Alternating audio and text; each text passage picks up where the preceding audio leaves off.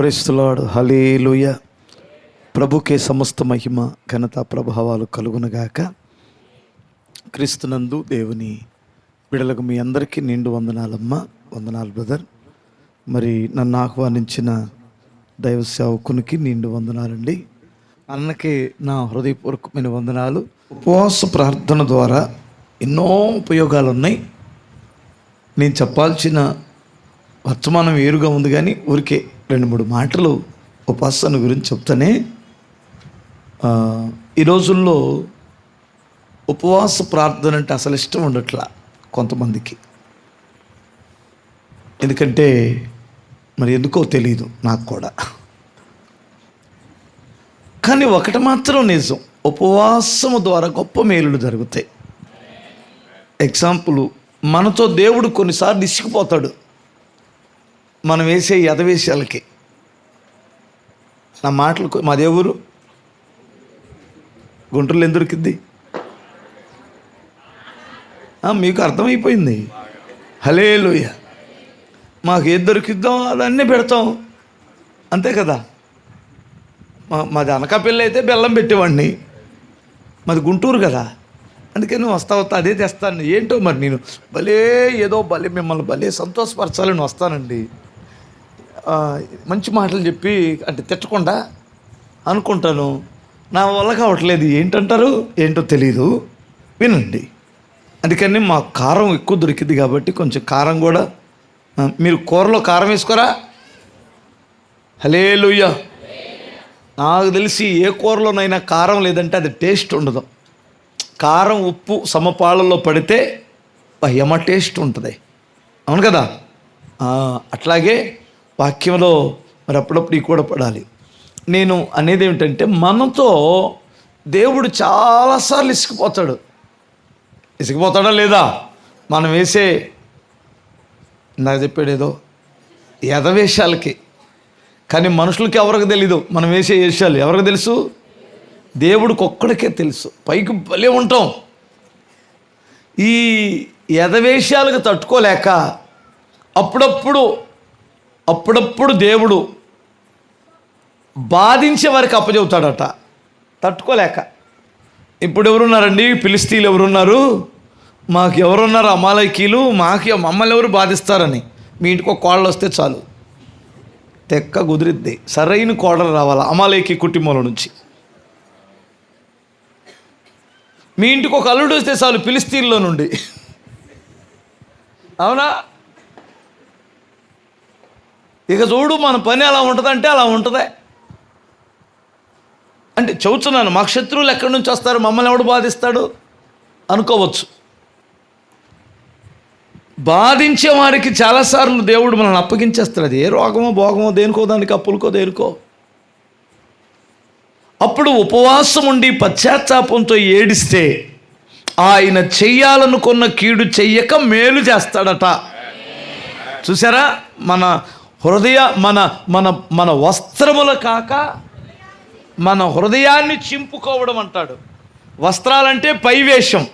హల్లెలూయా. చూశారు కదా, వినండి. అట్లాగే దేవుని సన్నిధిలో మన బట్టలు కాదు, వేషధారణ కాదు, మన హృదయాన్ని చింపుకొని కానీ ప్రార్థన చేస్తే చెయ్యాలనుకున్న కీడు చేయడం మాని అసలు వీడికి చేయకూడదు అనుకున్న మేలు చేస్తాడు. హల్లెలూయా. నీ స్థితి మారిపోయింది అంతే. ఇంకొక గొప్ప మేలు ఉంది చెప్పనా? ఈ లోకంలో మనల్ని ఎప్పుడు మన నాశనం కోరుకునే ఒక దుర్మార్గుడు ఉన్నాడు. ఆడెవడో అపవాది కదా. అస్సలు మనం బాగుపడడం వాడికి అస్సలు ఇష్టం ఉండదు. మనం నవ్వితే వాడికి మహామంట. మన ఇంట్లో నవ్వు ఉండకూడదు, తెలుసా మీకు ఆ విషయం? అందుకనే కదా మీరు నవ్వకుండా ఉన్నారు. మీరు తన్నుకుంటే వాడు నవ్వుతాడు, మీరు ఏడిస్తే వాడు నవ్వుతాడు, మీరు నవ్వితే వాడు ఏడుస్తాడు. మీరు భార్యాభర్తలు కానీ దెబ్బలాడుకొని అలిగి అటోకలు ఇటోకలు పడుకుంటే అన్నం తినకుండా వండుకొని అన్నం, ఆ రోజు నాట్యం ఆడతాడు మీ ఇంట్లో. నిజమండి.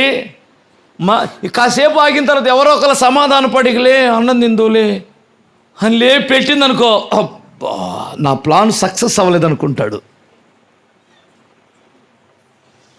ఎప్పుడన్నా అలా జరిగిందా? జరగలేదా? అంటే ఆ రోజు వాడికి పండగ అన్నమాట మీ ఇంట్లో. ఎందుకంటే మీరు అలిగితే ప్రార్థన కూడా చేసుకోరు కదా, అవును కదా? వినండి మీరు, అంటే మన క్షేమాన్ని అస్సలు ఓరవలేని ఒక దుర్మార్గుడు ఉన్నాడు, ఆడే అపవాది. మీకు తెలుసు, ఆడు కొన్నిసార్లు మనల్ని నాశనం చేయడానికి స్పాట్ పెడతాడు. అది మనకు తెలిసి అవదు. ఇప్పుడు నక్సలైట్లకి శత్రువులు ఎవరో పోలీసులు, పోలీసులకు శత్రువులు ఎవరో నక్సలైట్లు. ఇప్పుడు ఈ పోలీసు వారికి స్పాట్ పెట్టడానికి పాత సప్టాల్లో మందు పాత్రలు పెడతారు. ఒకప్పుడు వీళ్ళు 10 మంది 12 మంది పోలీసులు సరదాగా మాట్లాడుకుంటూ ఆ జాంపాల్లో ఏదో కొనుక్కొని సరదాగా తినుకుంటూ వెళ్ళేటప్పుడు ఆ సప్ట డామును పేలిపోయింది. పాపం ముక్కలు అయిపోతారు, అవును కదా?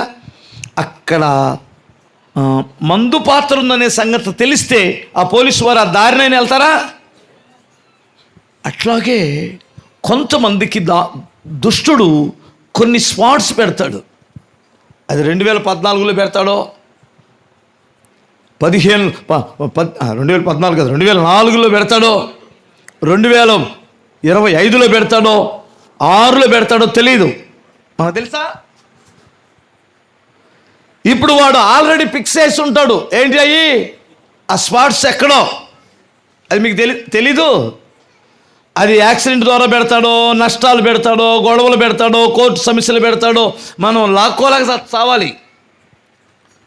ఇప్పుడు నీవు నాకంతా బాగానే ఉందనుకోకుండా ఉపవాసం ఉండి ప్రార్థన చేస్తే వాని ప్లాన్లన్నీ సర్వనాశనం అయిపోతాయి. అదే మీకు విరోధంగా రూపించబడిన ఏ ఆయుధమో వర్ధిల్లదన్నాడు. స్తోత్రం చెప్పాలి. హామాను అనేటువంటి ఒక దుర్మార్గుడు ఉన్నాడు కదా, ఉన్నాడా? ఆడు ఆల్రెడీ రాజుగారు ఉంగరం తీసుకొని ముద్రించేశాడు అందరం చంపేద్దామని. ఆల్రెడీ చట్టం చేయబడింది, డేటు నిర్ణయించబడింది. అది యూదులకు చాలామందికి తెలియదు. ఆ ముందు మెయిన్గా ఉన్నటువంటి కొందరు నాయకులకే తెలుసు. హల్లెలూయా. వాళ్ళ మాటలు విన్నారు కాబట్టి బ్రతికిపోయారు. మా బోటి వాళ్ళకే తెలుసు మీకు ఎక్కడెక్కడ వాడు స్పాట్ పెడతాడో. అర్థమవుతుందా? మా మాట మీరు వినరు కదా, వింటారులేండి, మంచోళ్ళే, స్తోత్రం చెప్పగలరా? ఇప్పుడు ఒక ఆమె అంతఃపురంలో ఉంది.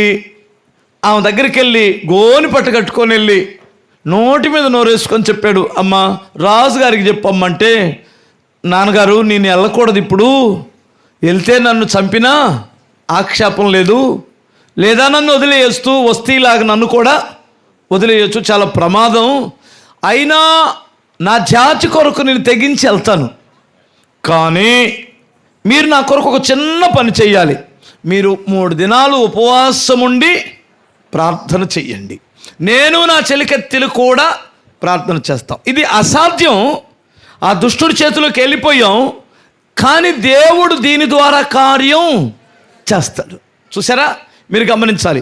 ఇప్పుడు వాళ్ళు వెళ్ళి ఉపవాసం ఉండి ఏడిస్తే ఆశ్చర్యకరమైన సంగతి ఏమిటంటే, రాజే పిలిచి మొర్దెకైని తన చేతి ఉంగరం ఇచ్చి ఆ చట్టాన్ని మార్చడం వల్ల కాదు, కానీ మీ ఇష్టం వచ్చింది మీ శత్రువులు చేసేసుకోండి అని ఉంగరం ఇచ్చేశాడు. స్తోత్రం చెప్పాలి. రివర్స్ అయిపోయింది అంతా. హల్లెలూయా. ఇప్పుడు సాతాను యొక్క ప్రణాళికలు ఏమైనాయి? ముక్కలు అయిపోయినాయి. సిగ్గుపడ్డాడు అనుకోండి. ఉరికమ్మం ఎక్కాడు కదా దుర్మార్గుడు, తీశాడు కదా, ఎవరిని చంపాలనుకున్నాడు, ఎవడు చచ్చాడు. మీరు ఉపవాస ప్రార్థనని మీరు ఎప్పుడు నిర్లక్ష్యం చేయొద్దు. ప్రియులారా, మీరు జాగ్రత్తగా వినండి. ఇంకొక గొప్ప కార్యం జరిగింది ఉపవాస ప్రార్థన ద్వారా.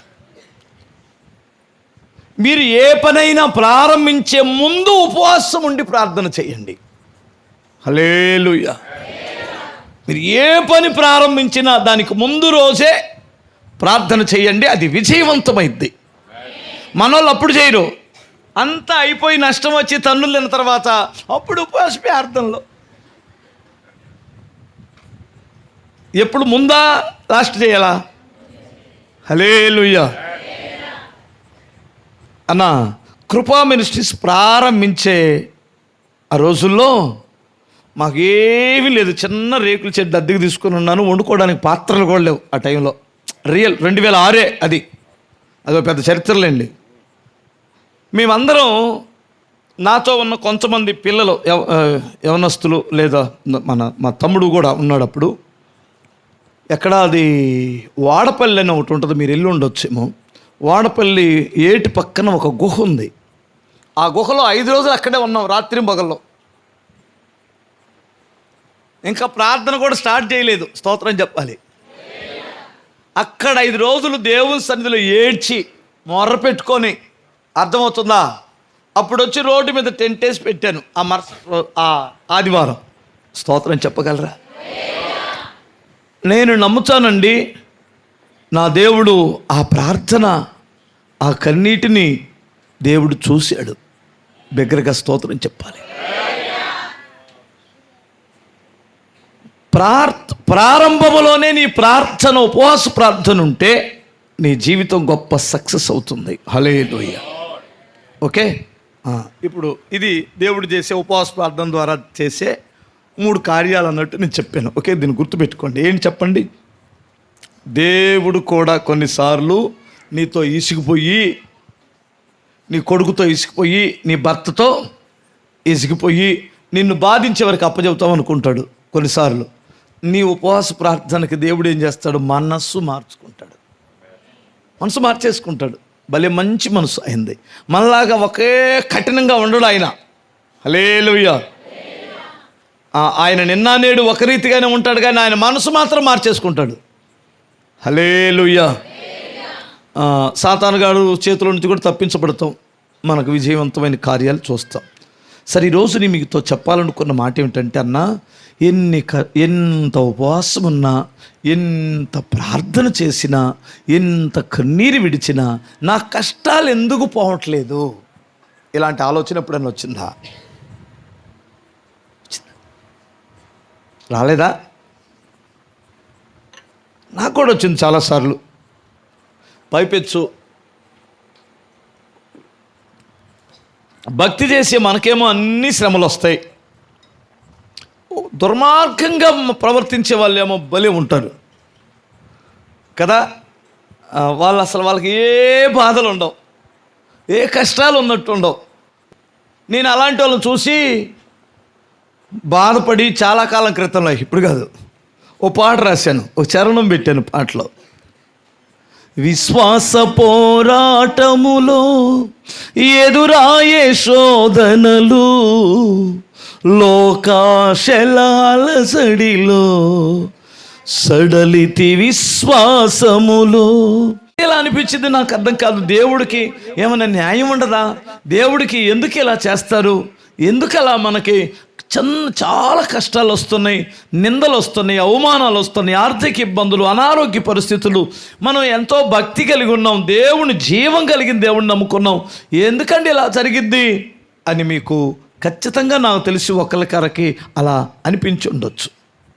ఎందుకో నేను ఈ రాత్రి దాన్ని క్లియర్గా చెప్పేసి ముగించేస్తాను. ఓకే, హల్లెలూయా. మరండి, హెబ్రీయులకు రాసిన పత్రిక 12వ అధ్యాయంలో ఒక మాట ఉందండి, 5వ వాక్యంలో. నా కుమారుడా, ప్రభువు చేయు శిక్షను తృణీకరించకము, ఆయన నిన్ను గద్దించినప్పుడు విసుకకము. ప్రభువు తాను ప్రేమించు వానిని శిక్షించి తాను స్వీకరించు ప్రతి కుమారుని దండించును. హల్లెలూయా. ఎవరిని శిక్షిస్తాడట? ఆయన ప్రేమించే వారిని, ఆయన ప్రేమించే వారిని. ఇది ఆయన ప్రేమించే వారిని ఎందుకు అలా శిక్షిస్తాడు, ఎందుకు అలా దండిస్తాడు? ఆయన ప్రేమిస్తే కుప్పలు కుప్పలు కదా ఆశీర్వాదాలు ఇవ్వాలి. హల్లెలూయా. ఆయనకు ప్రేమ ఉంటేనంట దండిస్తాడట. ఆయనకు ప్రేమ ఉంటే కొన్నిసార్లు మనల్ని శిక్షిస్తాడట. సరదానా ఆయనకే? పొద్దుగూకులు మనతో ఆడుకోవడానికి, దెబ్బలు కొట్టడానికి. ఎందుకు శిక్షిస్తాడంటారు? ఒకసారి ఆలోచిద్దాం. ఏదో ప్లాన్ ఉంటుంది ఆయనకి. దేవునికి స్తోత్రం. మీకు ఒక విషయం చెబుతాను, ఒక ఎగ్జాంపుల్. ఏమిటంటే, మీరు ఎప్పుడైనా అరిసెలు వండుకున్నారా? అరిసెలు ఎలా తయారు చేస్తారు? ఇప్పుడంటే కొట్లో తెచ్చుకుంటున్నారు. రెండోది మరపిండి ఏదో తెచ్చుకొచ్చుకొని అరిసెలు వండుకుంటున్నారు. చిచ్చి, అది బాగోదు. మరపిండి చేసి అరిసెలు వండిన దానికి మనం దంచి వండుకున్న దానికి ఎంత తేడా ఉంటుంది చెప్పనా? మీరు మిక్సీలో టమాటా పచ్చడి వేస్తే ఎలా ఉంటుంది? పచ్చిమిరకాయలు టమాటా రోట్లో నూరితే ఎలా ఉంటుంది? ఈ రెండింటికి ఎంత తేడా ఉంటుందో ఈ అరిసెలకు కూడా అలాగే తేడా ఉంటుంది. వాస్తవంగా ఆ రోజుల్లో అన్ని స్వీట్ల కంటే స్వీటుల్లో రాజు అరిసె. హల్లెలూయా అమ్మ, అవునా కాదా? ఎందుకంటే ఆ కొత్త అల్లుడి ఇంటికి వస్తే ఏం వండుతారు? అరిసెలు వండుతారు. పెళ్ళిళ్ళకి ఏం వండుతారు? అరిసెలు వండుతారు. మరి పండక్కి ఏం వండుతారు? అరిసెలు వండుతారు. ఇక ప్రతిదానికి అరిసెలే ఉండేవాళ్ళు. మా నాన్న అయితే చచ్చిపోయేంతవరకు మా నాన్నకి 2 అరిసెలు తినంగా నేను ఎప్పుడు చూడలేదండి. 2 అరిసెలు ఇచ్చారో ముఖం బగలు కొడతాడు. ఎందుకంటే 5-6 అరిసెలు ఉండాలి పెద్దవి. హల్లెలూయా. ఆయన ఏంటో మరి 78 సంవత్సరాలు బ్రతికాడు దేవుని దయ వలన. అసలు బీపీ లేదు, షుగర్ లేదు, గ్యాస్ ట్రబుల్ అంటే నేను అంటాడు. అంటే ఏందయ్యా? హల్లెలూయా. నేను మాంసంలో కొవ్వు వస్తే పక్కన పెడితే ఒకరోజు బాగా జాగ్రత్తగా చూశాడు. ఏంటి పక్కన పెట్టావు? ఏంట్రా అన్నాడు. అవి తినకూడదులే అన్నాను నేను. ఇంకా బలం ఏముంటుందా నీకు? మీకు అర్థమైందా? కొవ్వు ముక్క నేను పక్కన పెడితే ఆయన అంటాడు, ఇక బలం ఏముంటుందిరా నీకు? నాకే అన్నాడండి. ఎంత అదృష్టంగా చచ్చిపోయాడో. నిజంగా హాస్పిటల్లో నా జ్ఞాపకం మెరిగిన దగ్గర నుంచి మా నాన్న హాస్పిటల్లో జాయిన్ అవ్వకుండా ఆయన దారి నేను వెళ్ళిపోయాడండి. ఏ ఆపరేషన్ లేదు, ఏ ఇంజెక్షన్ లేవు. పోవాల్సిన చోటకి వెళ్ళిపోయాడు. యేసు రక్తమే జయం. దగ్గరగా స్తోత్రం చెప్పాలి. మా నాన్న అరిసెలు బాగా వండుతాడు. ఓకే, అరిసెలు పిండి పడతాడు, చక్కగా పాకం పడతాడు. అసలు నిజంగా బియ్యానికి ధన్యమైన బియ్యం ఏమైనా ఉన్నాయంటే అరిసెలు వండిన బియ్యమే. బిర్యానీ బియ్యం కంటే కూడా అరిసెలు వండిన బియ్యం ధన్యమైనటువంటివి. ఎందుకంటే ఆ టేస్ట్ దేనికి రాదు. అని వండుకో తినాలనిపిస్తుందా? హల్లెలూయా. వాటిని చెయ్యాలంటే చెబుతాను, ఇప్పుడు ప్రాసెస్ చెబుతాను. ముందు చల్లటి నీళ్ళల్లో నానబెడతాను. ఎంత కమ్మగా ఉంటుందో చల్లటి నీళ్ళు. అయ్యానమ్మా, మీరు వచ్చిన వెంటనే స్టార్టింగు దేవుడు మీ జీవితంలో గొప్ప కార్యములు చేస్తాడంటున్నారు. చూశారు? అదే స్టార్టింగ్. అది చల్లటి నీళ్ళు వచ్చేసారు కదా. నానిన తర్వాత వాటిని శుభ్రంగా వడకట్టి 2 దంచుడుగాళ్ళు, 1 ఎగదోసుడుగాళ్ళు ఉంటారు అక్కడ. 2 రోకళ్ళు వస్తాయి, 1 రోకలు కాదు. ఇంకా కొన్ని పల్లెటూరులో సీనియర్లు అయితే 3 వేస్తారు. 5 రోకల్లా? 5 రోకళ్ళు నేను ఎప్పుడు చూడలేదురా. అది ఇంకా పెద్దదా? అది ఇంకా పెద్ద ఆశీర్వాదం కలిగిన వాళ్ళకి. హల్లెలూయా. ఇక ఈ 2, 3 దంచుతున్నప్పుడు దంచుతున్నప్పుడు ఏం జరిగిద్దంటే తట్టుకోలేక దెబ్బలకి ఈ బియ్యం ఏం చేస్తాయి అంటే ఎగిరి పడతాయి. ఎక్కడా? దెబ్బలకి తట్టుకోలేక రోటి మీద పడతాయి. అవును కదా? రోటి మీద పడ్డప్పుడు ఇదిగో ఇలాంటి పాస్టర్ గారు ఎగదోసేవాడు ఒకడు ఉంటాడు అక్కడ. పాస్టర్ గారి పని ఏంటంటే ఎగదొయ్యటం. స్తోత్రం చెప్పాలి. అమ్మమ్మ, ప్రైజ్ లార్డ్ తల్లి. ఈ సంవత్సరం కాకపోతే వచ్చే సంవత్సరం దేవుడు ఇస్తాడమ్మా. దేవుడు మిమ్మల్ని విడిచిపెట్టలేదమ్మా. అమ్మా అని ఎక్కడ నెడతాడు? మరలా రోట్లోకే నెడతాడు, దాంట్లోకే నెడతాడు. ఇందులో కొన్ని తెలివైన గింజలు ఉంటాయి. రోటి మీద పడినవన్నీ లోపలికే నెట్టేస్తాడు, రోట్లోకి. ఓకే, రోలు దాటి కింద పడే గింజలు కొన్ని ఉన్నాయి. వాటిని పొర్రపాటును ఎగదొయ్యకూడదు. స్తోత్రం చెప్పాలి. పడింది కింద పడింది ఊరుకుంటుందా?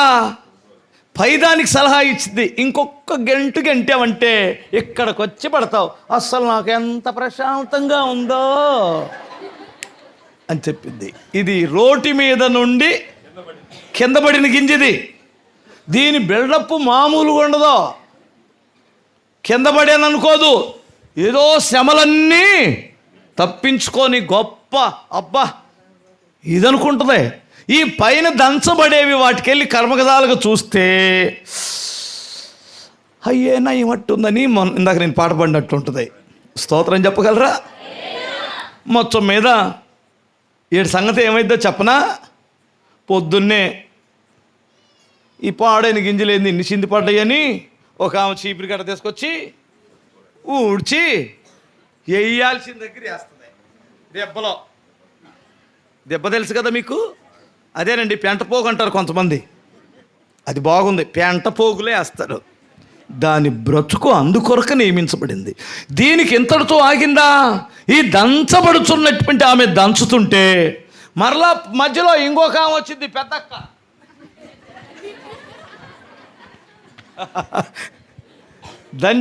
జల్లించదా? ఈ మనిషి నిజంగా చెప్పాలంటే సైతాన్ గాడని చెప్పాలి. ఏమనుకోమాకమ్మ, మీరు జల్లిస్తే మీరు సైతాన్ అంటలేదమ్మా. సైతాన్ చేతిలో ఏముంటుంది? జల్లెడు ఉంటుంది. యేసయ్య చేతిలో చాట ఉంటుంది కదా. మీరు గమనించండి. ఇప్పుడు ఈ జల్లెడు కూడా మన మేలుకే. జల్లెడలో ఆ సన్న రంధ్రాలలో ఏది కిందకి దిగిద్దో అది ఇంకొక స్టెప్కి వెళ్ళిపోయిద్ది. లేదు అంటే తీసి మరలా అదే కోళ్ళకో కుక్కలకో వేస్తారు. అవి ఎవరు పాలవుతే? కోళ్ళు పాలో కుక్కల పాలో అవుతాయి అన్నమాట. జల్లించిన తర్వాత అంతటితో అయిపోయిందా దాని పని? అరిసి తింటాం కాదు, ఎన్నేనండి. స్తోత్రం చెప్పాలి. హల్లెలూయా. ఈ పిండి ఇలా మెత్తగా జల్లెడ పట్టిన తర్వాత ఈ లోపల ఈ బెల్లం పాకం ఒకటి పట్టిద్ది, ఒక ఆమె పట్టిద్ది. అది ఎలా ఉండాలంటే నీళ్ళల్లో పళ్ళెంలో ప్లేట్లో నీళ్లు పోసి అది అలా వేస్తే టంగుమనాలంట. మా నాన్న చెప్పేవాడు, నాకు చేత కాదు, ఆయనకే తెలుసు. ఆ పాకం నీళ్ళల్లో పెట్టిన తర్వాత కూడా నీళ్ళలో కలవకుండా ఏమవ్వాలి? ఉండగట్టాలి. అలా అంటే ఓకే, ఇక బాగానే ఉందని ఈ పిండి తీసుకెళ్ళి అందులో పోసి శుభ్రంగా ఒక గంట తీసుకొని కలిపేస్తారు. ఓకే, ఇక దాని పేరే సలిబిండి అంటారు. స్తోత్రం చెప్పాలి. ఇది నేటివేనా? కడుపులు పాడైపోతాయి. ఈ లోపల దీన్ని సలిబిండి అయిపోయిన తర్వాత ఆడ ఒక ఆమె బాగా నూనె కింద మంట పెట్టి సలసల కాగుతూ ఉంటుంది. లాస్ట్ ఫైనల్ అది. ఇంకది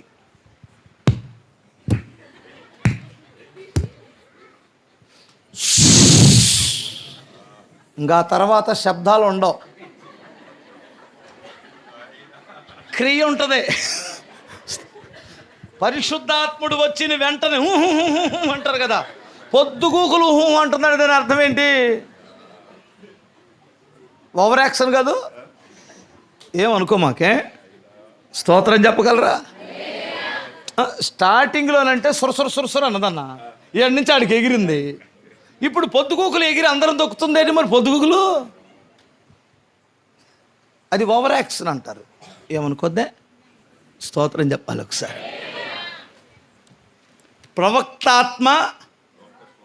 ప్రవక్త స్వాధీనంలో ఉంటుంది. ఓకే, ఇంకొకరు మళ్ళీ ఇంకొక ఓవర్ యాక్షన్ అంటే ఏంటి నేను ఇక్కడ దాకా వచ్చాను, అంత మైండ్ పోయిందా నీకు? మాకు కూడా తెలుసా సంగతిలో. హల్లెలూయా. ఏమకేదో ఘనాసారి వచ్చినట్టు అర్థమవుతుంది, ఏమకి అసలు ఏం తెలియనట్టు. ఏంటి నేను ఎక్కడ దాకా వచ్చాను నాకు అర్థం కాదు. అది స్టార్టింగ్లో అయితే నమ్ముతాను. నువ్వు ఇంతకాలం ప్రభు సన్నిధిలో ఎదిగి 10 సంవత్సరాలైంది, 15 సంవత్సరాలైంది, 20 సంవత్సరాలైంది, ఏంటో ఓవర్ యాక్షన్ అంటాను. అమ్మ మిమ్మల్ని కాదమ్మా, నేను మామూలుగా అంటున్నాను. అర్థమైంది కదా? ఓకే, ఇప్పుడు ఈ పరిశుద్ధాత్మ చేత కాల్చబడిన ఈ రొట్టె కాదు, ఈ అరిసె నోట్లో వేసుకుంటే కరిగిపోయిద్దండి. కొన్ని కుక్కల కొరకు పుట్టినాయి కొన్ని గింజలు, కొన్ని పందుల కొరకు పుట్టినాయి, కొన్ని గేదెల కొరకు పుట్టినాయి, కొన్ని ఎవడెవడికో పెట్టడానికి పుట్టినాయి, ఇవి టేస్ట్ లేకుండా తినడానికి కొన్ని పుట్టినాయి. కానీ ఈ గింజలు ఎందుకు పుట్టినాయి అంటారు? తినాల్సిన ఆయన రాజుగారు తింటే ఎలా ఉంటుంది అంటారు ఆ అరిస. ఏంటి అలా చూస్తున్నారు? దేవునికి ఆహారం అవ్వాలని ఎంతమంది కోరుకుంటున్నారు? ఇప్పుడు దేవుణ్ణి మనం తింటున్నాంగా. మనం బ్రతకడానికి ప్రతి వారం నెలకొకసారి ఏం తింటున్నాం? ప్రభు యొక్క శరీరం. ఆయన శరీరాన్ని మనకి ఇచ్చేసాడు కదా. మరి నిన్ను ఆయన తినటానికి, ఆయన భుజించడానికి ఇచ్చుకోగలవా? ఏంటి అలా చూస్తున్నారు? ఈ అర్థం కాలేదా? నువ్వు తినటానికే పుట్టావా?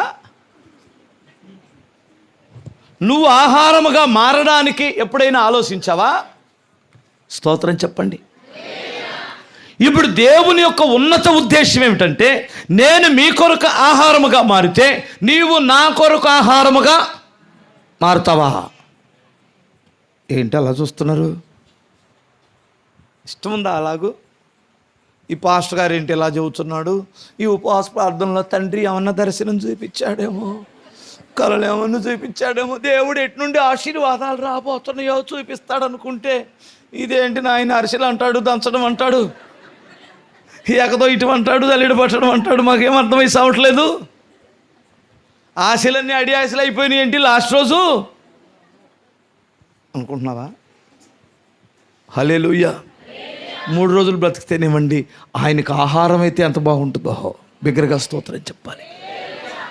ఆహారం అంటే, ఆయనకు ఆహారం అవ్వడం అంటే ఆయన కొరకు మహిమ గల పాత్రగా ఉండడం, ఆయన పనిగా, ఆయన యొక్క పాత్రగా, ఆయన బిడ్డగా వాడబడడం. స్తోత్రం చెప్పాలి. ఇప్పుడు ఈ లైట్లు ఉన్నాయి కదా, ఈ లైట్లు ఎలగల లైట్లు ఉంచుతారా? ఇక్కడ ఎలిగే లైట్లు ఉంచుకుంటారా? ఎలగల లైట్లు ఎన్ని ఉంటేనే పనికి మాలిన లైట్లు, ఎలిగే లైట్లు కావాలి, ఆ వెలుతురు వచ్చే లైట్లు కావాలి. అలాగూ దేవుడు ఏదో ఒక ఉన్నత ఉద్దేశంతో నిన్ను దేవుడు శిక్షించాలని నిర్ణయించాడు. ఓకే, అంతేగాని పారిపోమాక. హల్లెలూయా. నన్ను కూడా ఉతికే ఆరేశాడు. హల్లెలూయా. అందుకనే చెబుతున్నా, ఎన్ని అనుభవాలు అక్కడి నుంచే వస్తాయి. ఉతికి ఆరేసి ఇస్త్రీ చేశాడు, ఇప్పుడు ఇస్త్రీ చేశాడు. స్తోత్రం చెప్పాలి. చూసారా, నేను కొంచెం షైన్ అయ్యాను ఇస్త్రీ చేసేసరికి. హలే, మీరు ఉతికే స్టేజీలో ఉన్నారా? ఉతకబడే స్టేజీలో ఉన్నావా? పర్వాలేదు, ఎండ పెడతాడు, జాగ్రత్త. స్తోత్రం చెప్పాలి. ఎండాలను ఉతకబడడం వేరు, ఎండబెట్టడం వేరు, ఇస్త్రీ చేయడం వేరు. హల్లెలూయా. ఇప్పుడు చెబుతాను వినండి. అసలు ఎందుకు ఆయన ప్రేమించే కుమారుణ్ణి దేవుడు శిక్షిస్తాడు? ఆయన ప్రేమించే కుమారుని ఒక కుటుంబాన్ని మీ ముందు ఉంచేస్తానే అప్పుడు మీకు చాలా క్లారిటీగా అర్థమైద్ది. మీరు చాలామంది లోపల బాధపడుతుంటారు కదా. చూడండి ఒకసారి 11వ అధ్యాయం, యోహాను సువార్త 11వ అధ్యాయం 3వ వాక్యం 4వ వాక్యం. అతని అక్క చెల్లెండ్రు, గట్టిగా చదవాలి. ప్రభువా, నీవు ప్రేమించేవాడు రోగి అయి ఉన్నాడని ఆయన యొద్దకు వర్తమానము పంపించెను. స్తోత్రం చెప్పండి. ఎవరు ప్రేమించేవాడు? యేసు ప్రభువు ప్రేమించేవాడు. ఓకేనా? అంతే కదా. యేసు ప్రభు ప్రేమించేవాడికి ఏమొచ్చింది? రోగం వచ్చింది.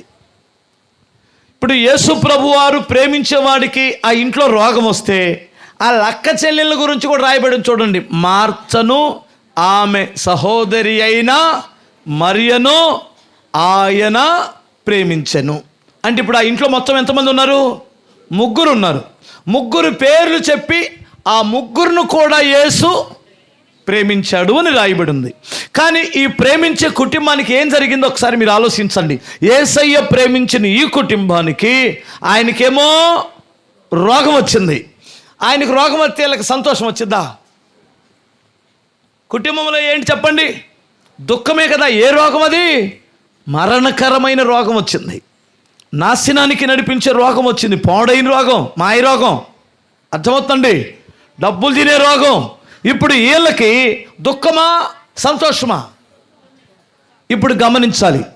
ఇప్పుడు వీళ్ళు ఒకడేమో రోగంతో మూలుగుతుంటే, ఆ రోగస్తుడి కొరకు అప్పులన్నీ చేస్తుంటే, ఓ పక్క వీళ్ళకి దుఃఖమైతే, వేదనైతే, ఆ ఊరోళ్ళందరూ వచ్చి ఏమంటారు? ఏమ్మా, మీ ఇంటికి యేసుప్రభు వారు వస్తారు కదా, మరి మీకెందుకు రోగాలు అంటారా? అనరా? ఈ పుల్లపోటుగాళ్ళు ఉంటారుగా, మిమ్మల్ని అంటారా ఎప్పుడైనా? శ్రమలు వచ్చినప్పుడు, కష్టాలు వచ్చినప్పుడు, మీ జీవితంలో ఇబ్బందులు ఎదురైనప్పుడు పిలవను పేరంటంలాగా మన ఇంటికి వచ్చి మనల్ని ఒక పోటు వెళ్ళేటువంటి వారు ఖచ్చితంగా ఉంటారు. మరి ముఖ్యంగా అన్ని జనుల నుంచి వచ్చినటువంటి వారు భలే ఎదుర్కొంటారు ఇలాంటి ఇబ్బందులు. ప్రియులారా, మీరు గమనించండి. మరి ఎందుకు దేవుడు ఆయనకి వెంటనే కబురు పంపించారు? ఆయన మాత్రం రాలేదు, ఉన్న దగ్గరే ఇంకా లేట్ చేశాడట.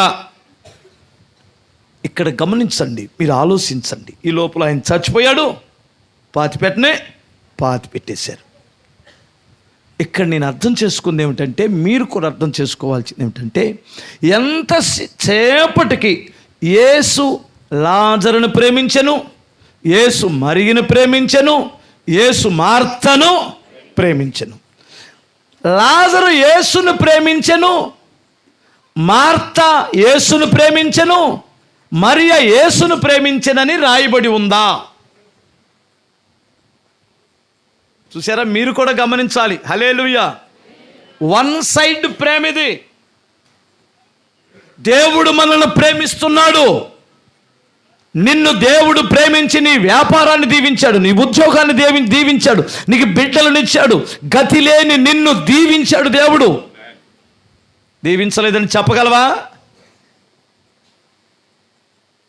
మరి యేసు ప్రభు వచ్చినప్పుడు మీకు లూకా సువార్త 10వ అధ్యాయం 39, 40, 41 వాక్యాల్లో చూస్తే, ఆ ఇంట్లోకి వస్తే ఎవరికి వాళ్ళే ఎవనా తీరు. లాజరు ఉన్నాడా ఇంట్లో? యేసు ఎక్కడున్నాడు? లాజర్ ఎంత? లాజర్ బిసాద్ ఎంత? సృష్టికర్త ఇంటికి వస్తే లెక్కలెంత అన్నాం కదండి. అది లాజర్కి ఆల్రెడీ ఒలివ నూనె తీసే ఫ్యాక్టరీ ఉంది. ఆయన ఫస్ట్ వచ్చినప్పుడు నాకు తెలిసి గతి కూడా ఉండదు. తర్వాత ఈ స్థితి మారింది. కానీ ఇప్పుడు యేసును ప్రేమించడానికి తీరిక లేదు. వింటున్నారా? స్తోత్రం చెప్పాలి. యేసు ప్రార్థనకు రావడానికి తీరిక లేదు. ఏమండి? దేవుని పరిచర్య చేయడానికి తీరిక లేదు. ఎందుకంటే కాస్తంత లేచారు కదా పైకి. ఇప్పుడు ఈ కుటుంబం ఇలాగే కొనసాగి చచ్చితే, యేసును ప్రేమించిన వాడు యేసు రాజ్యానికి హక్కుదారుడేనా? చెప్పరేంటమ్మా? హల్లెలూయా. ఓ, యేసయ్య ప్రేమ మాత్రం వారి మీద విపరీతంగా ఉంది. కానీ వీరు మాత్రం ఎటు పడుతున్నారు? వీరేమో లోకాన్ని ప్రేమిస్తారు, ఆయనేమో వీరిని ప్రేమిస్తాడు. ఇప్పుడు వీరిని బాగు చేసుకోవాలా, బాగు చేసుకోవద్దా? మీరు చెప్పండి. హల్లెలూయా. నీ కొడుకు తప్పు మార్గంలోకి వెళ్తే శిక్షిస్తావా లేదా? దెబ్బ కొట్టాలా, కొట్టొద్దా? బెత్తమాడాలా లేదా? మరి నువ్వేంటమ్మా, యేసు ప్రభు దగ్గరికి వచ్చిన తర్వాత కూడా మా శ్రమలు రావట్లేదు, మా శ్రమలు ఇన్ని కష్టాల్లో బాధల్లో ఉన్నాం బాబు అంటావేంటి? నిన్ను గద్దించొద్దా? ప్రేమిస్తున్నావా యేసుని? ఏమనుకోద్దమ్మా. హల్లెలూయా. ఇంకా ప్రేమించాలేమో, ఇంకా దేవునికి నీ పట్ల ఉన్నత ఉద్దేశం ఉందేమో.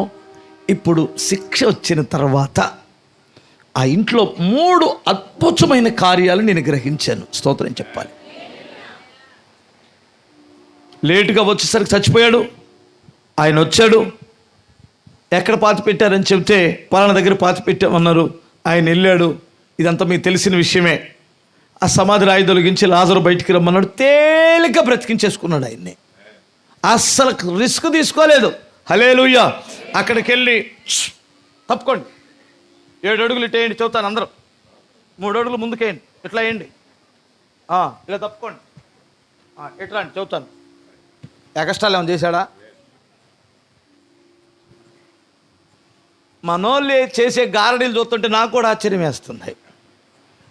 ఈ దయ్యాన్ని ఎల్లగొట్టడానికి పెద్ద హంగామా? అబ్బో, చిన్న హంగామా కాదు మనోళ్ళు. దేన్ని ఎల్లగొట్టడానికి? హల్లెలూయా చెప్పగలరా? నాకు తెలిసి మా చర్చిలో కొన్ని 100 దయ్యాలు పోయి ఉంటాయి.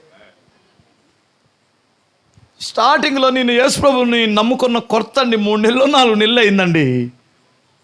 అప్పుడే చర్చికి వెళ్తున్నాను విగ్రహారాధన విడిచిపెట్టి. ఆడెవడో పొద్దున్నే మా ఊర్లోనే శివయా శివయా అని వచ్చాడు. వస్తే ఏడు సుబ్బారావు అన్నాను. పొద్దున్నే 6 అయింది టైం. మరి మా ఆవిడికి దయ్యం పట్టింది, కానీ ఈ మధ్య నువ్వు ప్రార్థనకి వెళ్తున్నావంటగా, వదిలిద్దురా అన్నాడు. గుండెల్లో దడీలు మనిదండి. ఎందుకంటే 3 నెలలో 4 నెలలో ఇదేంటి ఇటు దుంపదాకా నేను ప్రార్థనకి వెళ్ళే సంగతికి ఈడెవడు చెప్పాడు, అసలు నేను ఎలా దయ్యం వెళ్ళగొట్టాలి అనుకొని భయం వేసి, మరి రానంటే కుదరదు కదా. వాడు ఫస్ట్ ఏమాడాడు, నువ్వు చర్చికి వెళ్తున్నావంటగా, రా దయ్యం వెళ్ళకూడదురా అన్నాడు. అమ్మా ఏంది నాయన అనుకొని నాకు భయం వేసి మా మామయ్యని పిలుచుకొని వెళ్ళాను. మా మేనమామ, ఆయనకి అత ఓవర్ క్యాండిడేట్, లుంగి ఎడదాకా కట్టేసి బైబిల్ పట్టుకొని బా అన్నాడు. మా విషయం కాదు. సరే మేమిద్దరం కలిసి బైబిల్ పట్టుకొని వెళ్తున్నాం. వాళ్ళ ఇంటి ముందుకు వెళ్ళనొచ్చి దగ్గరకు రానిచ్చి రే రండ్రా అనింది. ఆమె ఎంత ఫాస్ట్గా మమ్మల్ని గద్దించింది, అంత ఫాస్ట్గా మోకాళ్ళ మీదకి వచ్చేసామండి. స్తోత్రం, యేసు రక్తం, యేసయ్యా స్తోత్రం అని గోలగోలు చేస్తున్నాం. పాపం అది భయపడినట్టుంది. భయపడి వెళ్ళిపోతున్నాను అన్నది. దాన్ని వెళ్ళనివ్వచ్చు కదా, అది వెళ్ళిపోయేటప్పుడు ఇంక వెళ్ళనివ్వచ్చు కదా. మా మామయ్య కళ్ళు తెరిచి యాడ్ నుంచి వచ్చావే అన్నాడండి. అయ్యబ్బా, అది ఆగి ఇది పొద్దున్నే మా పేడకొచ్చింది, ఇది మా పేడ దొంగతనం చేసింది, నా గేదెల దగ్గరికి వచ్చాను స్టోరీలు చెప్పడం మొదలుపెట్టింది. దయ్యం చెప్పే కథలు మరి ఎవరో చెప్పడం, అన్ని అబద్ధాలు చెప్పింది అదవదే మనకు తగాదలు పెట్టడానికి. అందుకే నీళ్ళు చూసారా, మీరు గమనించారా, నా సమిత మీ వాళ్ళు లేరంటే, మీ వాళ్ళు పట్టుకోకూడదంటే మా వాళ్ళే కనపడ్డారా అని తిడుతుంటారు. చూసారా, మీ వాళ్ళు లేదు వాళ్ళు లేదు, చచ్చినోడు ఎవడ దయ్యం ఎవడాడు వెళ్ళిపోతాడు నరకానికి. మధ్యలో ఆడి పేరుతో ఒక దురాత్మ వచ్చి మోసం చేసింది. ఇక్కడ అర్థమవుతుందా?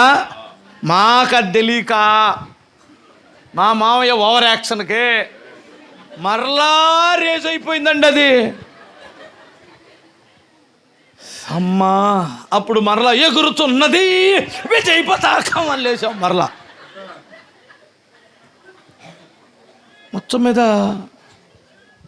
మళ్ళీ ప్రార్థన చేసి మళ్ళీ తర్వాత అరగంట పడక పట్టిందిలేండి, పోయింది.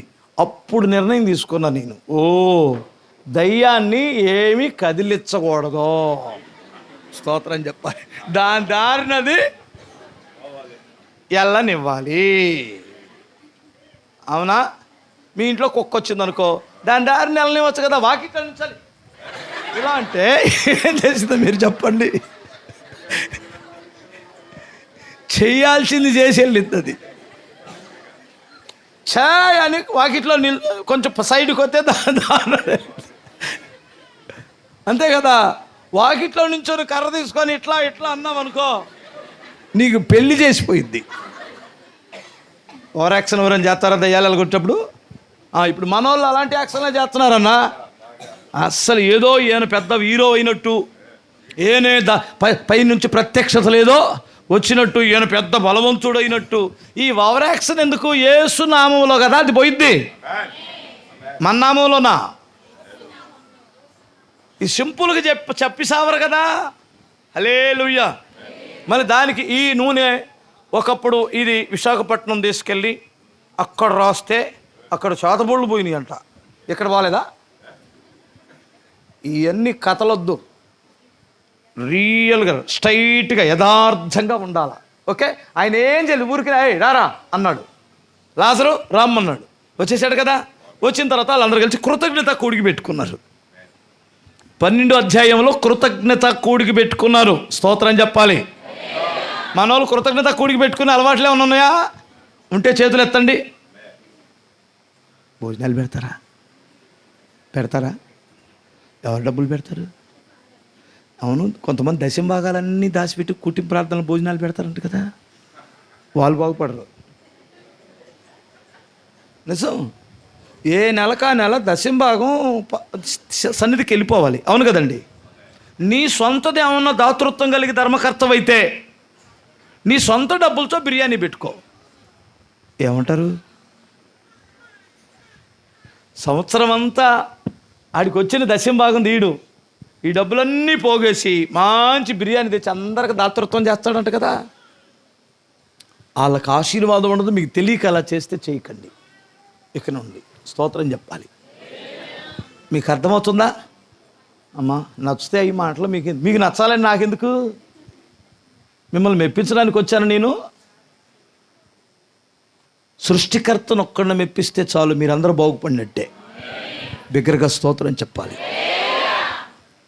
ఈ ఇంట్లో కుటుంబ ప్రార్థన జరిగింది, కృతజ్ఞత కూడిక జరిగింది. ఇది ఒక మంచి అలవాటు. హల్లెలూయా. అర్థమవుతుంది కదా. ఈ కుటుంబ ప్రార్థనల్లో, ఈ కృతజ్ఞతా ప్రార్థన కూడికలో 3 అద్భుతమైన ఆయన ప్రణాళికలు నెరవేర్చబడినాయండి. అందుకు కొట్టాడు వాళ్ళని, ఒక్క సొరకమొట్టేశాడు.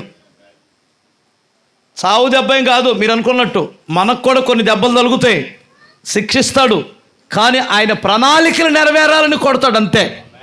అక్కడ 3 ఆయన ఉన్నతమైన ఉద్దేశాలు నెరవేరినాయి. ఫస్ట్ అక్కడ ఏముందంటే యోహాను సువార్త 12వ అధ్యాయంలో లాజరు యేసుతో కూడా కూర్చున్న భోజనమునకు కూర్చున్న వారిలో ఒకడు. చప్పట్లు కొట్టాలి ఒకసారి. ఆయన ఒక్కడే కాదు, ప్రపంచంలో చాలామంది ఆయనతో కూర్చుంటున్నారు. ఆయన ప్రభు బల్ల భోజనములో కూర్చుంటున్నారు. అంతకుముందు ఎక్కడ కూర్చునేవాడు మనోడు? ఎక్కడ కూర్చునేవాడు?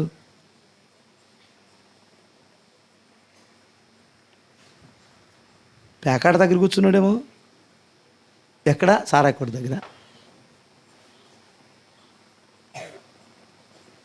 కల్లుకోట దగ్గర, ఎక్కడో ఎదవేశాలు వేసే ఉంటాడు నాకు తెలిసి. ఖచ్చితంగా ఎదవేశాలు వేసే ఉంటాడు. లేదంటే ఎందుకు కొడతాడు? నేను నిన్ను ఇంత ప్రేమించి నీ కొరకు నేను ఇంతగా నా ప్రాణము సైతము లెక్క చేయకుండా పెడితే, నేను నీ కొరకు వస్తే నువ్వెవరి కొరకు వెళ్తావు? హల్లెలూయా. ఇప్పుడు నాతో కూర్చోకపోతే నువ్వు ఎక్కడ కూర్చుంటావు? రేపు పొద్దునెళ్ళి నరకంలో కూర్చుంటావు. నాతో కూర్చోరా నాయనా, కూర్చోరా బాబు, రారా నా సన్నిధికి రా, నాతో కూర్చో నాయనా, నాతో కలిసి ప్రభు బలలో ఈ భోజనం తినరా బాబు అంటే తిన్నాడా? కూర్చున్నాడా? మా హేళ కుదిరిద్ది బాబాయ్. ఇంకొకడు అంటాడు, ఏమయ్యో నిన్నే రా చర్చికి అన్నిందనుకో, ఏయ్ నువ్వు వెళ్ళినావటే, నేను వెళ్ళకపోయినావటే, ఇక్కడ ఉన్నాడు దేవుడు. ఇంత ఓవర్ యాక్షన్ ఒక్కొక్కడదే. ఇప్పుడు వెళ్ళమన్నా వెళ్ళట్లా, ప్రభు ఎటు తిరిగితే అటు తిరుగుతున్నాడు. హల్లెలూయా. ఇంకా ఏముందిలే బ్రదర్, ప్రభు ఎక్కడ ఉంటే అక్కడ. ఎందుకంటే మనోడు చూడాల్సిన కష్టాలన్నీ చూశాడు. మరణము కంటే ఘోరమైన కష్టం మరొకటి లేదు. ఎవరైనా ఐసీయూలో నుంచి బయటకు వచ్చారా? ఐసీలో నుండి బయటకు వచ్చారా? వస్తే ఒకసారి చేతులు ఎత్తరా, ఏమనుకోకుండా సిగ్గుపడకండి. ఎత్తారా? 24 గంటల తర్వాత కానీ లెక్క చెప్పలేమన్నారా? ఏమన్నా ఉందా బ్రతుకు మీద ఆశలో? ఇక్కడి నుంచి ఇటు వెళ్తాను,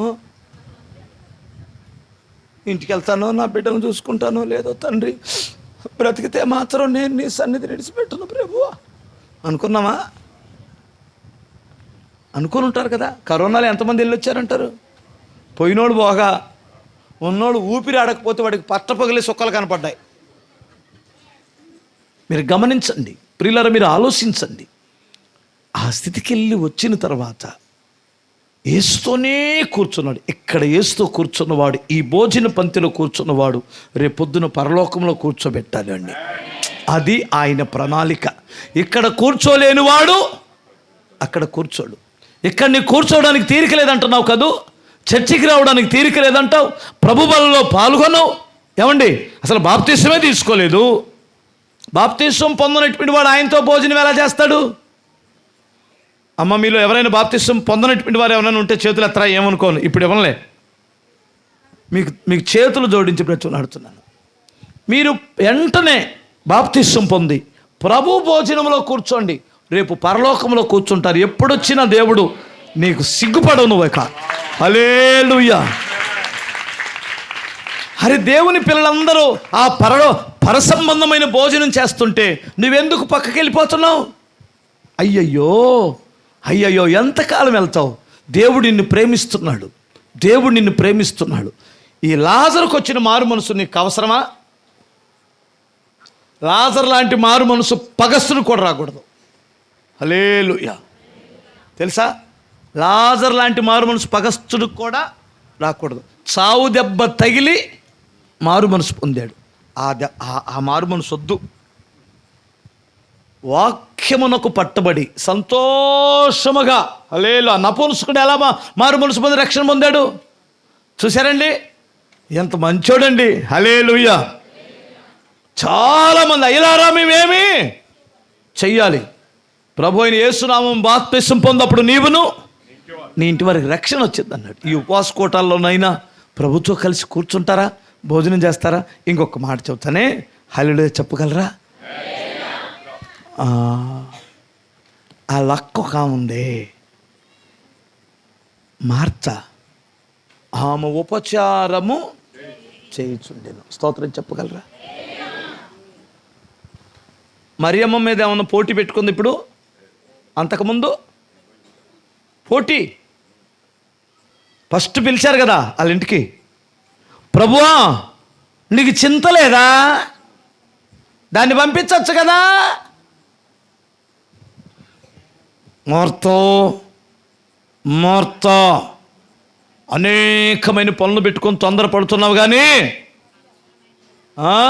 అవసరమైనది ఒకటే, అనవసరమైన అన్ని పెట్టుకుంటున్నావు అని తిట్టేశాడు. ఇక్కడ గమనించవలసింది ఏమిటంటేనండి, మీరు వినండి, స్తోత్రం చెప్పాలి ఒకసారి. ఏమిటంటే పరిచర్య చెయ్యవలసిన ఈమె బాధ్యత ప్రభు పాదాల దగ్గర కూర్చున్నటువంటి ఆమె మీద పోటీలు పెడుతుంది. అంటే వీళ్ళిద్దరి మధ్యలో సమాధానం లేదు. ఇక్కడ డైరెక్ట్గా పనికి పిలవచ్చు, తప్పులేదు. అక్కనో చెల్లెల్లో పిలుచుకోవచ్చు. పిలుచుకున్నప్పుడు మీ ఇంటికి ఎవరైనా వచ్చినప్పుడు పాస్టర్ గారి మీద నిట్టూరం పడతారా? ఆమెనే పిలుస్తారా డైరెక్ట్గా? ఏయ్ మరియా లోపలికి రా, వంకాయలు తిరగదు అనొచ్చు కదా. ఇప్పుడు ఎవరిని వచ్చి అంటదండి, ప్రభువా నీకు చింత లేదా? అంటే దాని అర్థం ఏంటంటే వీళ్ళిద్దరికి అసలు మాటలు లేవు. ఎవరిద్దరికే మాటలే ఉంటే ఈ ఇంట్లో ఏయ్ మరియా రావే అనేది కదా.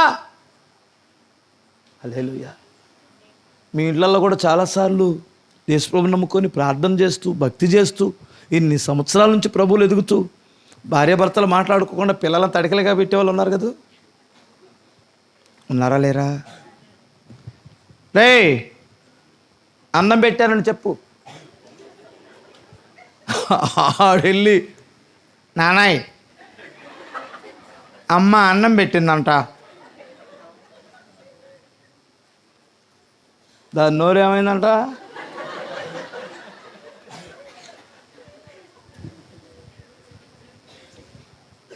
రే ఇక్కడ ఉప్పు అయిపోయిందని చెప్పు. ఉప్పు ఏడ తెచ్చిందో చూడు. మనం ఇక్కడ పెరుగు పెట్టి తెచ్చారు, ఉప్పు పెట్టలేదు. అమ్మాయి ఉప్పు అంటే చంపేస్తారు పిల్లలు. నీళ్ళు వాళ్ళు నలిగిపోతారు వీళ్ళు దెబ్బకే. ఆడెళ్ళి వాళ్ళ నాన్న దగ్గర కూర్చున్నాడు అనుకో, ఆడే కూర్చోపా. ఎక్కడ లేదు, అమ్మ దగ్గర కూర్చున్నాడు అనుకో, రే నువ్వు అమ్మ కొడుకురా సావడదా. రే ఇప్పుడు వాళ్ళిద్దరికి ఎక్కడ కూర్చోవాలో అర్థమై సావట్లేదు. ఉన్నారా ఉన్నారా ఏంటి గోల? మళ్ళీ పైపెచ్చు భక్తులు, మహాభక్తులు ఇక్కడికి వచ్చి పాటలు కూడా పాడతారు. ఏమండి, ఈ పిచ్చి పని మానాలి అంటే నీ మీద బెత్తం పడాలి. ఇప్పుడు బెత్తం పడ్డ తర్వాత కానీ మర్యాదగా అణిగి మణిగి పరిచర్య చేస్తుంది అక్కడ. స్తోత్రం చెప్పాలి. నీ కుటుంబాన్ని దేవుడు పరిచర్యలో వాడుకోవాలని ఆశపడుతున్నాడు. చప్పట్లు కొట్టగలరు ఒకసారి?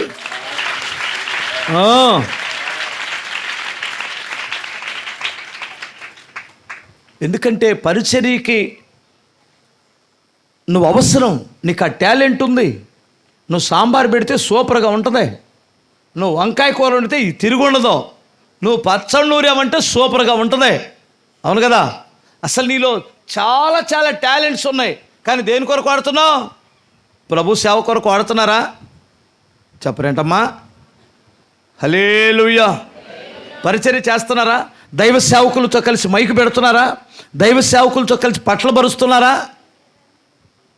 పాస్టర్ గారు ఒక్కడే లింగుమని వెళ్ళి పట్ల పరుచుకొని ఆడ కూర్చొని మైకి పెట్టుకుంటే ఏమన్నా బాగుంటుందా? చెప్పరేంటమ్మా? మరి నీ పరిచర్య, నీ డ్యూటీ ఏం చేసావు? మీరు గమనించాలి.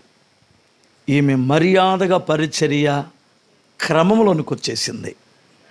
ఆ లక్కగారు ఉన్నారు చూడండి, స్తోత్రం చెప్పాలి. ఆమె విలువైన అచ్చ జటమాంసి అనేటువంటి అత్తరు సేరున్నర తీసుకొని వచ్చి పగలగొట్టేసి ఆయన కాళ్ళకు పోస్తే రాయబడి ఉన్న మాట ఏమిటంటే ఆ ఇల్లు అత్తర వాసనతో నిండిందట. చప్పట్లు కొట్టండి ఒకసారి. బా, ఏమి స్మెల్ అండి అది! హల్లెలూయా. ఆ ఆరాధన, ఆ అభిషేకం, ఆ ప్రార్థన, ఆ మంట అది చుట్టుపక్కల ఎగబాగుతుందండి. మీ ఇంట్లో అత్తర సీసా పగిలితే పక్కవారికి ఏమొచ్చింది? స్తోత్రం చెప్పగలరా? పక్కింటి వాళ్ళకి ఏం దుర్వాసన మంచి వాసన అంటారా? సూపర్ వాసన. అసలు స్మెల్లోనండి కడుపులో ఉన్నదంతా బయటికి రావాలంటే స్మెల్లేనండి. సూపర్గా ఆస్వాదించాలంటే కూడా స్మెల్లేనండి. మాటంత టేస్ట్ లేదండి, మాటంత దరిద్రం లేదండి. మీకు అర్థమైందా?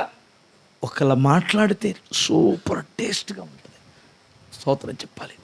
ఒకళ్ళ మాట్లాడితే బ్రతకాలనిపిస్తుంది. ఒకళ్ళ మాట్లాడితే చచ్చిపోవాలనిపించింది. అవునా కాదా? మాట లాంటిదే స్మెల్ కూడా. ఈ స్మెల్ ఏమిటంటే నీ సాక్ష్యం. 9వ వాక్యములు ఏముందంటే 12:9 10 అతనిని బట్టి యూదులలో అనేకులు తమ వారిని విడిచి అబ్బా చప్పట్లు కొట్టు. వీళ్ళు ఏమైనా పిలిచారా వాళ్ళని? స్మెల్లును బట్టి ప్రభు దగ్గరికి వచ్చేసారు. యూదా మతం విడిచిపెట్టేశారండి. యూదులంత కఠినమైన నిష్ట కలిగిన భక్తులు మరొకడు ఉండడం. వాళ్ళు సమానంగా విడిచిపెట్టరండి. ఎవరిని బట్టి విడిచిపెట్టేశారు? వాళ్ళ మతాన్ని, వాళ్ళ జాతిని, ఈ కుటుంబాన్ని బట్టే. అంతకుముందు ఒకడన్నా వచ్చాడా? అదే కుటుంబం కదా, అదే భక్తి కదా.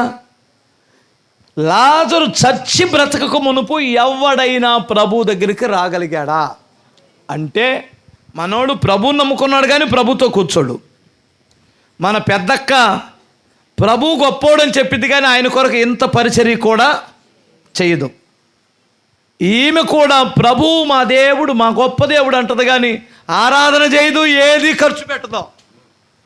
రూపాయి పిల్లదారదు. పిసినారి సంఘానికి ప్రెసిడెంటు ఉన్నారు ఎక్కడ? స్తోత్రం చెప్పాలి. వీరు ఎప్పుడైతే ప్రభు కొరకు ఆడెవడో యోధాగాడు, ఎందుకని డబ్బులు ఖర్చు పెట్టావు? హల్లెలూయా. ఆడికి అప్పుడు పుట్టుకొచ్చింది పేదోళ్ళ మీద ప్రేమ. పేదలకి వచ్చు కదా. ప్రభు పళ్ళు రాలగొట్టినట్టు చెప్పాడు, లే పేదలకు ఎప్పుడు మీ దగ్గర ఉంటారా, నా కొరకు చేయనివ్వండిరా. స్తోత్రం చెప్పాలి. నా ఆలయాలు కట్టనివ్వండి, నా పనిని జరగనివ్వండి. అందుకు ఎవరైనా పని చేసే వాళ్ళని అడ్డుపడకండిరా. తిట్టాడా తిట్టలేదా? వీడు ఇలా అడ్డుపడినటువంటి వాడు ఉరి పెట్టుకొని చచ్చాడా చావలేదా? మీలో ఎవరు లేరు కదా. ఆమె ఇవ్వదు, ఇచ్చేవాళ్ళని. నిజమండి, చాలామంది ఉన్నారు ఇలాగ. మరి మీ చర్చిలో మంచి వాళ్ళు అట్టుంది, లేదంటే అంత పరిచయం ఎలా జరిగిద్దమ్మా? స్తోత్రం చెప్పగలరా? హల్లెలూయా. ఒక్కొక్క లీటర్లు ఉంటారండి, లీటర్లు. అక్క మరి మొన్న 10,000 వచ్చినాయి, పాస్టర్ గారు ఒక 1000 రూపాయలు ఇద్దాం అనుకున్నాను, ఏమంటావంటే నేను చెప్పినప్పుడు ఇద్దుగా నాకు చెబుతాను. సరే సరే సరే అక్క, మీరు చెప్పినప్పుడే ఇస్తానులే. ఏమండి, మా మాట వింటే బాగుపడతారా, వాళ్ళ మాట వింటే బాగుపడతారా? వీళ్ళు మా మాట ఎందుకు వింటారు? హల్లెలూయా. మరే నేను చెబుతాను లాగు. టీవీలో పాస్టర్ గారు వస్తాడు, ఆయనంట ఇన్ని లక్షల మందికి చెబుతున్నాడంట, మంది అక్కడే పంపిద్దాం స్పాన్సర్. మన పాస్టర్ గారు ఎక్కడ ఉండేవాడే కదా. ఈ లీడర్ అక్క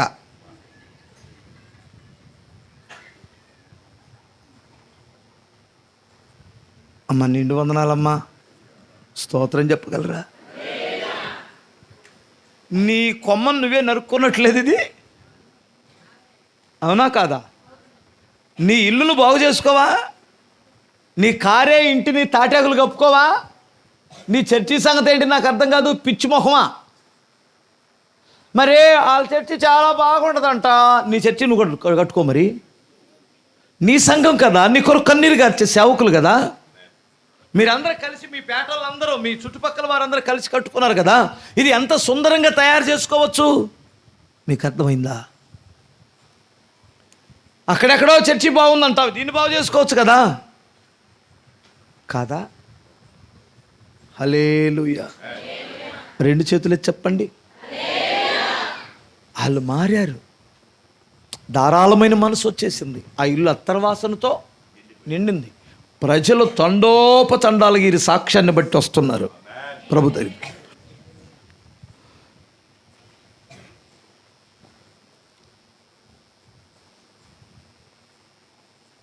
ఏంటి సైలెంట్ అయిపోయారు అందరూ? ఇంకా ఆపేనా? అయిపోయిందా? టైం చూసుకుంటాను ఒకసారి. టైం కూడా అయిపోయింది, నా ప్రసంగం కూడా అయిపోయింది. ప్రియులారా, మీరు గమనించండి, ఈ 3 మాటలు జ్ఞాపకం ఉంచుకోండి. ఆ ఇంటిని ప్రభు ప్రేమించాడు, వాళ్ళు మాత్రం లోకాన్ని ప్రేమించారు. ఇదే జరిగింది అక్కడ. లోకాన్ని ప్రేమించే వారిని రక్షించుకొని తన కొరకు వాడాలని దేవుని యొక్క ఉద్దేశం. అందుకు 2 దెబ్బలు కొట్టాడు కదా. ఆ దెబ్బతో ఆ ఇల్లంతా సరైపోయింది. ఆయనేమో ప్రభుతో కూర్చున్నాడు, ఆమెమో పరిచర్య చేసింది, ఏమేమో ధారాళంగా ఆరాధన చేసేసింది, ఖర్చు పెట్టేసింది. దీన్ని చూసిన చుట్టుపక్కల వారు, విస్తారమైన ప్రజలు ప్రభు దగ్గరికి వచ్చారు. ఇలాగూ దేవుడు మీ కుటుంబాలను ఆశీర్వదించునుగాక. ఇప్పటి వరకు ఆ కుటుంబాన్ని గురించి మాట్లాడుతున్నాం కదా, అర్థమవుతుందా? లాజరుకు వచ్చిన మరణము తప్ప ఆ ఆశీర్వాదాలన్నీ మీకు అనుగ్రహింపబడునుగాక. హల్లెలూయా. ఆ సాక్ష్యం మీకు వచ్చునుగాక. మీ ఇల్లు అత్తరవాసనతో నిండును గాక.